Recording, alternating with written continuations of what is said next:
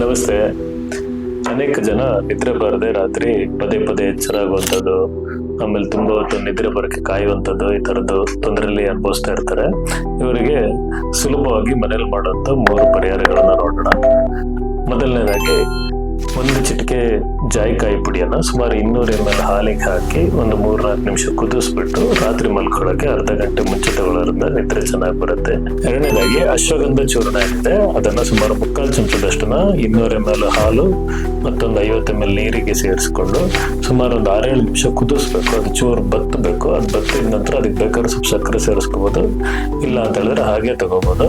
ಅದನ್ನ ಸುಮಾರು ಒಂದು 7 ಗಂಟೆ ಹಂಗೆ ತಗೊಂಡ್ರೆ ಸುಮಾರು 9-9:30 ಹಂಗೆ ನಿದ್ರೆ ಚೆನ್ನಾಗಿ ಬರೋಕ್ಕೆ ಶುರು ಆಗುತ್ತೆ. ಇನ್ನು ಮೂರನೇದಾಗಿ, ತುಂಬಾ ಚೆನ್ನಾಗಿ ಕೆಲಸ ಮಾಡುವಂಥದ್ದು ಅಂತ ಹೇಳಿದ್ರೆ ಪಾದಗಳಿಗೆ ಎಣ್ಣೆ ಅಥವಾ ತುಪ್ಪ, ತೆಂಗಿನ ಎಣ್ಣೆ ಅಥವಾ ಎಳ್ಳೆಣ್ಣೆನ ಹಚ್ಬೋದು. ಇಲ್ಲದಿದ್ರೆ ತುಪ್ಪವನ್ನ ಪಾದಕ್ಕೆ ಮಲ್ಕೊಳ್ಳೋಕೆ ಸ್ವಲ್ಪ ಮುಂಚೆ 2 ಪಾದಗಳಿಗೆ ಒಂದು 3-5 ನಿಮಿಷ ಮಸಾಜ್ ಮಾಡಬೇಕು.